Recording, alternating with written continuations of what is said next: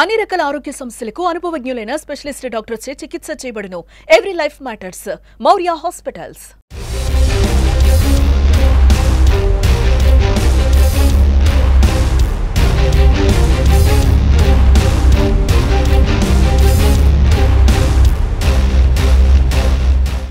మా మొదటి పర్యటన జరుగుతుంది. మొదటి పర్యటనలో భాగంగా ఒక సామాజిక కార్యక్రమం, దాని తర్వాత నగర ప్రముఖులు వాళ్ళ దగ్గర జరిగే చర్చ, ఆ చర్చ ద్వారా మాకు కొన్ని విషయాలు జ్ఞానం, అలాగే మాకు ముందుకు వెళ్ళడానికి మార్గం వాళ్ళు ఇవ్వాలి అని చెప్పి కర్నూలు ప్రజలను కలవడానికి ఏది కరెక్ట్ పాయింట్ అని చెప్పి మా నాయకులు అడిగితే సుధాకర్ తందూరి ఛాయ్ అని చెప్పాడు.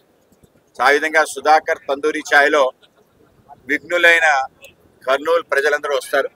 వాళ్లతో కలిసి మాట్లాడే ఒక గొప్ప అవకాశం నాకు ఈరోజు ఉదయాన్నే దొరకడం జరిగింది. ఆ విధంగా అందరూ కూడా అనేక రకాల ప్రశ్నలు వేశారు.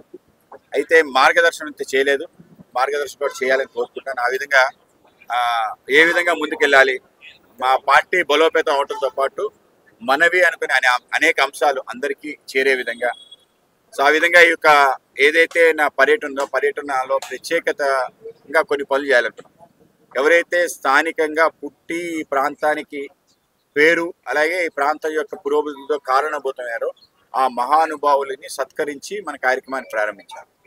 అలాగే మన ప్రాంతంలో ఉండే ఏవైతే మూలమైన విషయాలు ఉన్నాయో, మనది అనుకునే విషయాలు, వాటిని హైలైట్ చేయాలని చెప్పి, అదేవిధంగా ఈ యొక్క కర్నూలులో ఈ స్థానానికి తీసుకొచ్చిన పుర ప్రముఖుల్ని కలిసే అవకాశం కావాలి.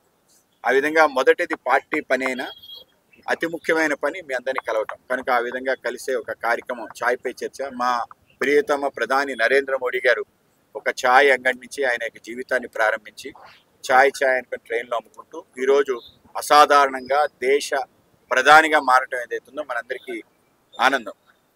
నా అభిప్రాయం కూడా ఏంటంటే విప్లవాలు కానీ ప్రపంచ గతిని మార్చే విషయాలన్నీ కూడా చిన్న చిన్న స్థానాల నుంచి ప్రారంభమవుతాయి. ప్రపంచ యుద్ధాలన్నీ కూడా చిన్న చిన్న చోట్ల జరిగిన తగు యొక్క కారణంగా అది మారింది. మన ప్రాంతంలో పల్నాటి యుద్ధం ఎందుకు వచ్చింది? 2 కోడి పందాల మధ్యలో జరిగిన చిన్న గొడవ అంత పెద్దదే.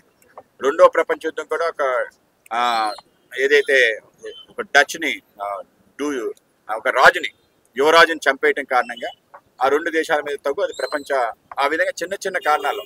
అలాగే మార్పు అనేది కూడా ఎక్కడ ప్రారంభమవుతుంది? చిన్న చిన్న ప్రాంతాల్లో ఇటువంటి చర్చల్లో ప్రారంభమవుతుంది.